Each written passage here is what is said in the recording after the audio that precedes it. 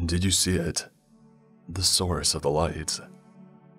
You may have done if you've been driving along the highway at the same time as me. And by even writing this post, I feel as if I'm breaking some kind of spell or wordless promise. So forgive me for not disclosing the exact road. You'll know it, however, if you've driven it. It lies between two major cities, high up above sea level, across states on the East Coast. A glance through your car window and over the dusty rail grants you a view of the expanse of the plains below, of the cliffs, and of the long, low mountains in the far distance. It was dusk at the time of the incident.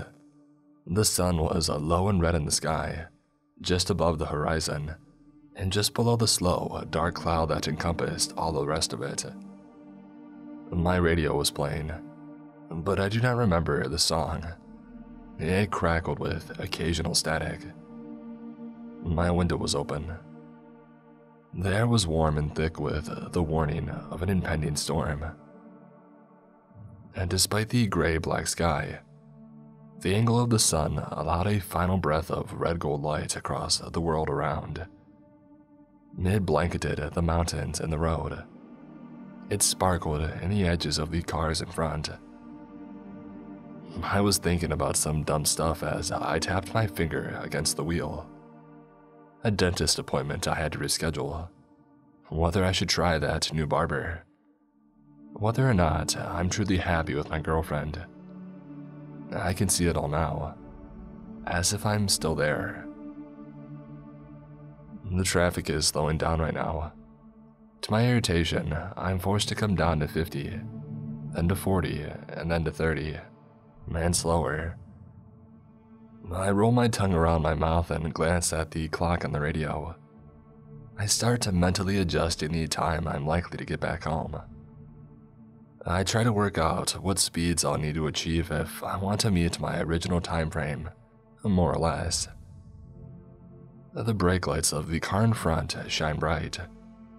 I slow my vehicle down even further. I drive a manual. I was in third and now I'm barely crawling. I'll have to bring it down in a second. Come on, what the heck's the matter here? I mutter to myself. I think in a study I read about cars slowing down, even momentarily, to get a good look at something morbid, like a road accident, and the knock-on effect of such leading to massive, sprawling traffic jams, as all the cars behind have to slow down and turn. Thunder crackles in the distance. The radio stutters and then cuts out. The music is replaced by white noise, static, and the traffic slows to a complete stop. I put the car into neutral and bring up the handbrake with a sigh, slumping back in my chair and tapping the wheel impatiently. I look out over the plains below. The red gold sparkle has begun to fade. This is the end of the day, I realize. The sun is about to set. It's setting now, to be more accurate. I turn in my chair to look behind me, squinting as I watch the sun disappear behind the rolling hills and mountains. The slither of sky, too, is also quickly lost to the encroaching gray-black clouds. I faced forwards again. I tap the wheel. Tap, tap, tap. The engine of the car is soft, quiet, and behind it, I hear a rumbling. At first, I mistake it for thunder, but it's too quiet for that. Too quiet, and it lasts for too long. It shivers down the faraway mountains and across the plains, up and over the highway, suspended as it is above the world below, and it keeps coming. The air starts to thicken, or at least that's what it seems to be doing to me. I find it a little harder to breathe. I become conscious on my chest rising and falling. Clouds begin to shift and swirl at the edge of the windscreen, but only at the edge. The rest of the sky remains relatively still. I stare, and that's when I see the lights. Over to the left, bluish and flickering in the sky through the darkness in irregular patterns. I stare some more and then shoot a quick glance ahead. The traffic is dead. There is no movement at all of any kind. So I unbuckle my seatbelt and step out of my car and into the road, craning my neck to look up into the rumble of the approaching storm. I am met with a breeze of warm air against my skin. The lights do not encompass the entire sky, but they cover more or less my entire field of vision from my current position. From the tips of the distant mountains to the stratosphere above, the lights flash through the clouds. Am I going crazy here? Can anyone else see this madness? It seems as if they can, as others begin to leave their vehicles too. A man gets out of the car right beside mine and mutters something under his breath, but I do not hear what he says. Some dark blur is caught in the flash of the lights, a twisted shape behind the clouds, drifting through the sky. I realize that the lights are connected to something. To my sudden and despairing panic, I see the silhouette of some monstrous thing shift subtly into focus through the dark. The rumble warbles. It's a call, I now understand. But a call to what, or to whom, I could not say. The lights flash. They flash and they shift in the sky. They are linked via a series of flowing foreign limbs and tendrils. I can only just make out their edges, the rough shapes before they are lost. But they are colossal, so staggeringly, cataclysmically massive. It should not be possible for such a thing to exist. It makes no rational sense. And yet, I see it above me, obscured through the cloud and storm haze, but above me nonetheless. The awe and terror that courses through me keeps me rooted firmly in place. I should not be seeing this thing, I understand. I should not be looking up upon this thing in the sky. I have broken a rule. We all have. And I understand at once that everyone around me feels the exact same. No one speaks.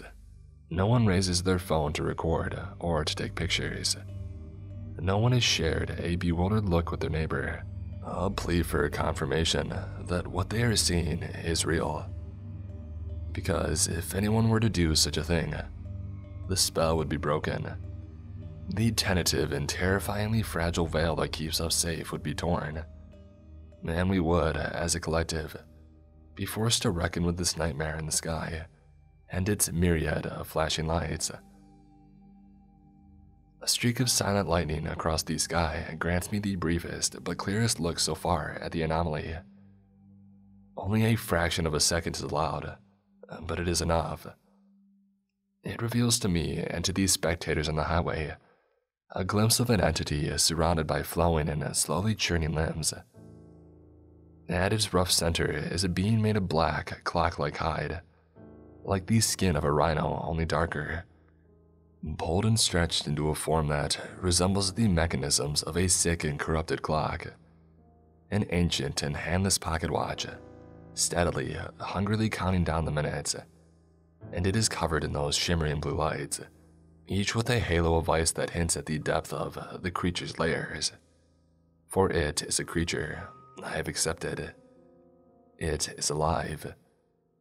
Perhaps not in any kind of way that I can appreciate, but alive nonetheless. The man beside me stirs. Please, I will to him, turning to stare right into his eyes, wide and white. Do not mention this monster in the sky. Do not make it real by acknowledging its presence. Do not even gesture to it. We share this moment, stranger. We share it for the worse. Just allow it by. Allow the moment to pass. He wipes a sheen of sweat from his forehead. He holds my gaze for a moment longer, and then he returns into his vehicle. All across the highway, the others do the same. They are in no trance. They are following no orders. They return into their cars of their own free will, their eyes turned back to the road. And after a minute more perhaps, I do the same. The traffic slowly resumes. I put my car into first, hands white against the wheel, and steadily judder into a drive. 10 miles per hour, and then 20. The ethereal rumbling across the plains is hidden behind the trickle, and then the rush of rain on the windscreen. The lights are lost in the haze of the approaching city. And until this day, I never tell a soul. Even typing this out feels wrong, reader. Am I making a terrible mistake? I just don't know what else to do. It appears in my dreams. I am afraid of the sky. If anyone has advice, then please, let me know.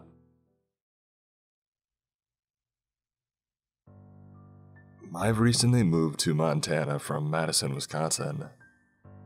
I had been a cashier for the majority of my time moving. I've been pretty much traveling my whole life. I lived in Texas, Illinois, Nevada, Wisconsin, and now Montana. I found a decent home in Bozeman, which was a small town in the wilderness. I usually like to stay out of the more populated cities. I like the countryside better. Anyways, let's get to the story. I had started a new job at the local brewery. I hadn't been working there long before I already needed a break. I was lucky enough to have a day off, knowing not many people were on shift due to the virus. I had been working 3 weeks before my first break. I had the luckiness of being off for the up-and-coming weekend. Soon enough, Saturday rolled around, and I decided to go hiking in the National Forest because it wasn't but about a 20-minute drive away from where I was. I woke up early Saturday morning and packed. I was ready to get going by 10 a.m. It was a colder day, so I had to dress in layers. I arrived around a little before 10:30, and I brought my backpack and tent. I decided I was going to stay overnight. I hiked the whole day until about 4, and since it was early December, it got darker a lot earlier. I set up my tent and I got a fire going. I had canned beans and canned carrots for dinner. It's not the most delicious meal, but it worked. I finally got to bed around 20 minutes after 7. My fire had gone out by the time and I was about to sleep, until I had heard a pretty large branch breaking. I didn't think too much of it. I just thought it had been an older limb breaking off of a tree, considering the wind had been pretty heavy earlier that day. I had been asleep not too long before I heard heavy feet running about 9 feet behind my tent. My eyes shot open and I sat up like I had just witnessed a murder. I grabbed my phone and the time read 9:14 p.m. I looked around in my backpack and I found my flashlight. I turned it on and I walked outside of my tent. I shined the dull orange color light into the forest around me. The light wasn't too much of a use. I walked on the path that I came from for not much more than 4 minutes, and then my flashlight went out. I hit on the light hoping it would turn back on, but of course it didn't. So I just decided to walk back up the path that I had walked down from. Then I got back up to the flat ground where my camping site was. I started to walk towards my tent when I saw it. My tent was ripped to shreds and so was my backpack and my supplies. I didn't know what it was, but I couldn't think. And then I heard the most ear-piercing shriek that sounded straight from hell. Actually, that's a little bit of an understatement. I didn't think, I just ran. I hadn't been running for long until I heard heavy footsteps behind me. Too quick to be on 2 legs or whatever it was. It had to be on all 4s, maybe more. and then it just abruptly stopped. I kept running for maybe 5 to 7 minutes, in fear for my life before I decided to stop. I felt like I was going to pass out. My hot breath burned against the cold air. I hardly had 6 seconds to catch my breath before I heard the ear-piercing shriek again. This time, it was above me. I looked up to see nothing but tall, bare trees, until my eyes spotted something towards the left of me, in a large, branchy maple tree. I slowly turned and saw glowing eyes along with long, skinny, bent and twisted legs. Its legs had nothing but bone and blood. I froze in fear until the thing screeched at me and proceeded to jump towards me. I ducked down as the thing slightly missed my head. Keep in mind, I'm 6'3". I ran into the pitch black as I heard heavy breathing, not even a foot behind me. I was positive I was going to die. I don't know what possessed me to do this, but I stupidly turned my head back and looked behind me, just to meet the creature face to face. Its head was oddly human, but its eyes, oh, its eyes, they were pitch black and droopy. Its mouth was dropped open like a scream mask, actually. Its whole face looked like one. It had no eyes, just sockets, and its mouth had no teeth, just a gaping black hole. I screamed and ran even faster, faster than I ever had. I heard the creature's pace slow down to a stop. I was still jolting in the pitch black. I finally stopped, and when I did, it was silent, almost peaceful, until I heard something that oddly sounded like wind. I could recognize that sound from anywhere. It was water. It sounded like a large body of water somewhere near me. I walked east for about 20 minutes where I came across a large waterfall running down into a somewhat clear river. I knew this river from anywhere. It was the famous, infamous Madison River, somewhat a part of the large Missouri River. I was thirsty and I couldn't bear without water anymore. I crept down to the thin part of the river and gathered water in my bare, sweaty hands, and it tasted like no water before, although it was almost frozen over. I looked up and saw the creature standing across the river from me. I could only see it because of its piercing, white, glowing eyes. Although it had no eyes when I had just seen it face to face not long ago. I got up and ran, slipping on the halfway frozen ground. I had turned around in the process of slipping to see the thing just walking towards me. I stupidly yelled, "What do you want from me?" Its gaping wide black hole of a mouth closed, not all the way. It halfway smiled at me. In a raspy, deep voice, the creature spoke to me. "Why, hello, Daniel. Why must you disturb my peace at once?" I replied in a squeaky voice. The creature walked up to me and laid one of its grisly hands on me out of its sixth and spoke again. "I do not wish to harm you, but you must not harm me back."